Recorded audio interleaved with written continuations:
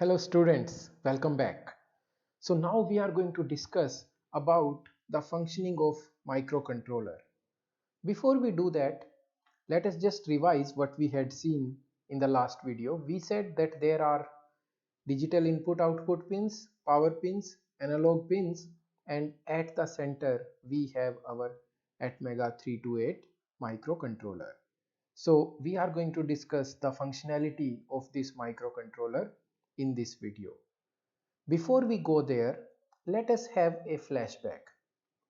To make any digital circuit, we need to design the logic first. So this digital design can be done using a set of logical operations which are basically a combination of logic gates. The conventional way is get your problem statement, make a truth table where you are going to list down in which case your answer is true, in which case your answer is false. True means 1, false means 0. Based on those ones and zeros, you will map them using a Carnot map, which are also called K-maps.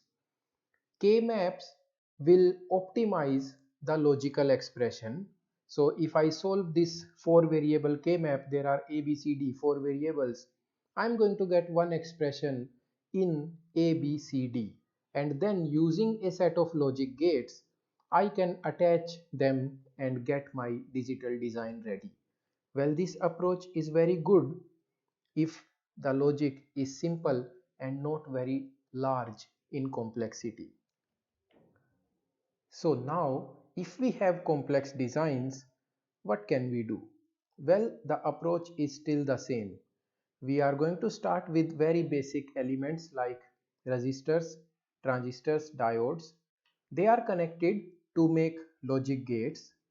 Then we prepare our logic gate library. Once this library is done, then we add them with each other properly to make some logic structures like adders, multipliers, memory elements, registers, larger memory elements like RAM, ROM, and using multiplexers, adder, multipliers, we make the complete arithmetic and logical unit ALU.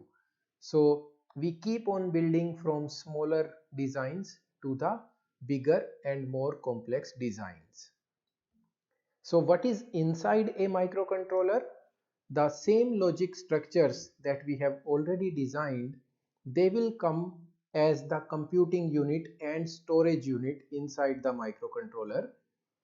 A program will come in the form of instructions from input pins.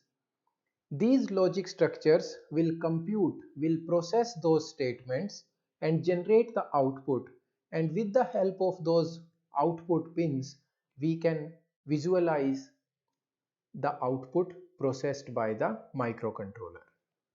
Let us look at the programming part in a little detail. We said we are giving 3 instructions in 3 lines. So line 1, 2, 3. This is one 12-bit instruction. These 12 bits are divided into multiple parts. The first 4 bits, they are having a code for the type of function that we are going to perform. So if there are 4 bits, that means this microcontroller can have 16 different instructions. So every instruction is given a unique code. 0001 is given for write in this case. So first 4 bit represent that we are writing something. The next 4 bits, they are showing the address of register where we are going to write it. So the location is 0001. And the last 4 bits are telling us the value which will be written in that particular register. So that value is 4, which is 0100. Line number 2, again starting with the same first 4 bits. So it is again writing something but at a different location. Location is 0010 and a different number which is 0110 means 6. Line 3, we have a different opcode. Opcode means operation code or instruction code, you can say it. It is 0010, that is for addition. it is going to add two locations, location of register number 1 and location of register number 2. So once we do that, we get the output, which is the summation of 4 and 6, which is 10, and that is taken by adding these two numbers which were actually stored in the location of register 1 and register 2.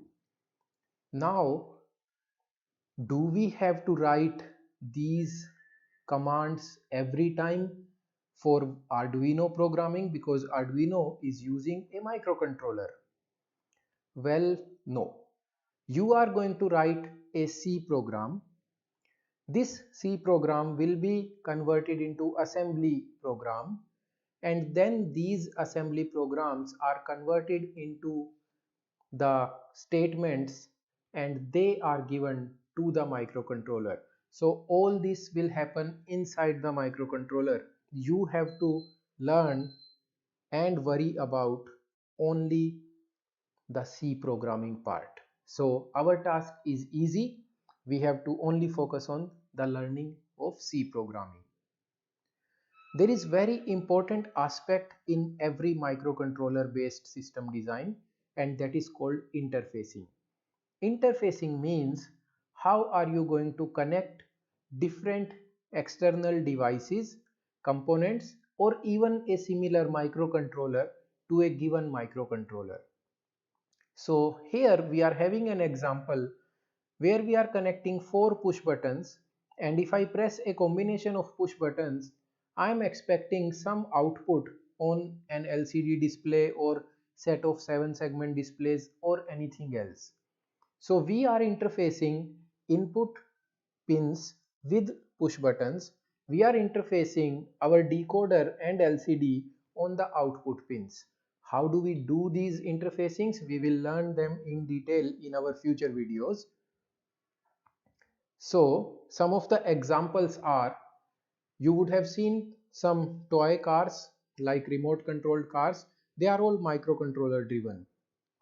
Their motors which are running the tires, or their sensors which is sensing the incoming RF signal, all of them are interfaced on one microcontroller.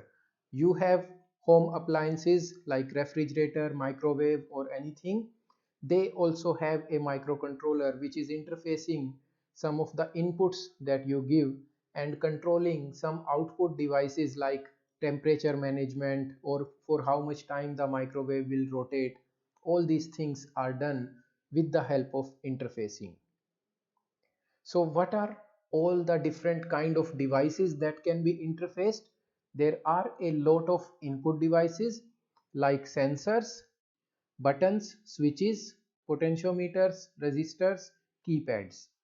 There is a set of output devices that can be attached like LEDs, displays, motors, LCD, speakers, buzzer. And of course, you can have extra memory and connection with your computer using Arduino's microcontroller.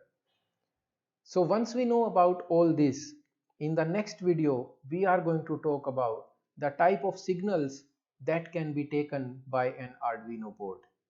Thank you.